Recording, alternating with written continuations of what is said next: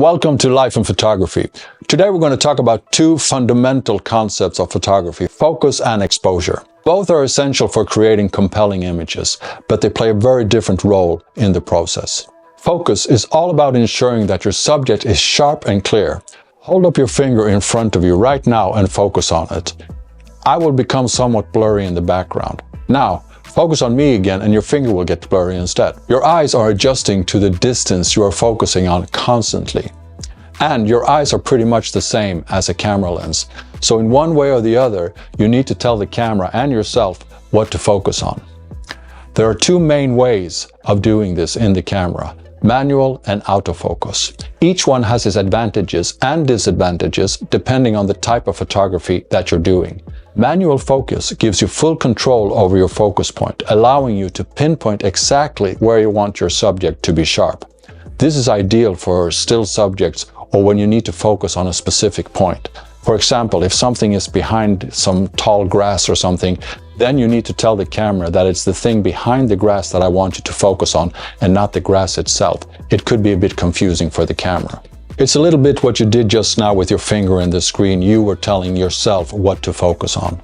Autofocus is great for moving subjects or when you need to focus quickly.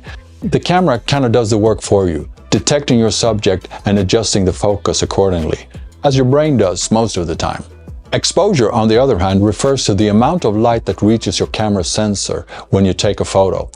Proper exposure ensures that your image is neither too bright nor too dark in relation to what you desire. Three factors control the exposure: aperture, shutter speed, and ISO.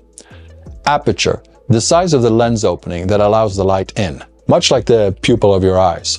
A wider aperture lets in more light, while a narrower aperture lets in less light. If you look in the list of videos, you will find a video that explains the F numbers and all that stuff. Shutter speed, the duration that the camera sensor is exposed to light. A slower shutter speed lets in more light, while a faster shutter speed lets in less light. Mirrorless cameras work a bit different, but the idea is to expose the sensor by opening a curtain in front of it and then closing it again. During the time the curtain is open, the sensor is registering everything that happens. That's why you sometimes will get a blurry image if the subject or the camera is moving while the curtain is open.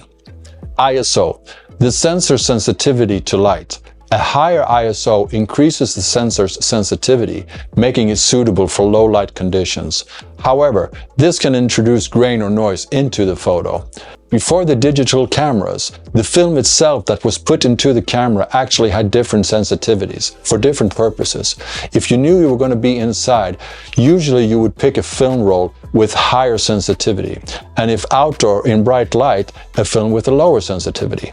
Which meant that sometimes it would be troublesome if you wanted to change environment in the middle of a film and needed to change halfway through. Today, that ability is built into the sensor and makes it very convenient when circumstances change during a photo shoot. In summary, focus determines the sharpness of your subject, while exposure determines the brightness of your image.